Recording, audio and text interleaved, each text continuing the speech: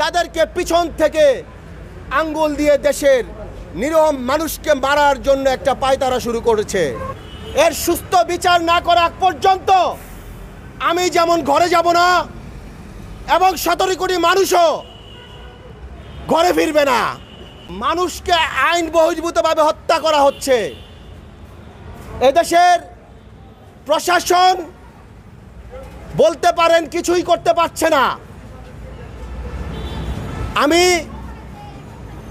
পাশাপাশি এইটুকু বলবো, নিরীহ মানুষকে যদি কেউ হত্যা করতে চেষ্টা করে তাহলে আশেপাশের আপনারা কেউ চুপ করে থাকবেন না।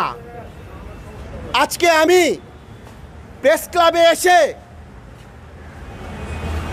বিচারের জন্য যে দাবি করেছি, এই দাবির সাথে আপনারা যদি একমত হন তাহলে আপনারা আওয়াজ তুলবেন।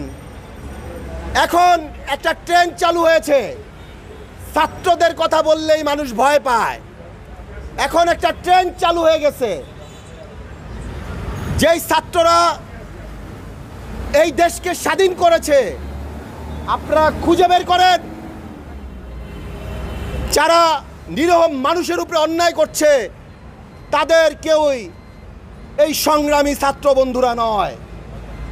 এগুলো কিছু নামধারী ছাত্র, এবং তাদেরকে পিছন থেকে আঙ্গুল দিয়ে দেশের নিরীহ মানুষকে মারার জন্য একটা পায়তারা শুরু করেছে।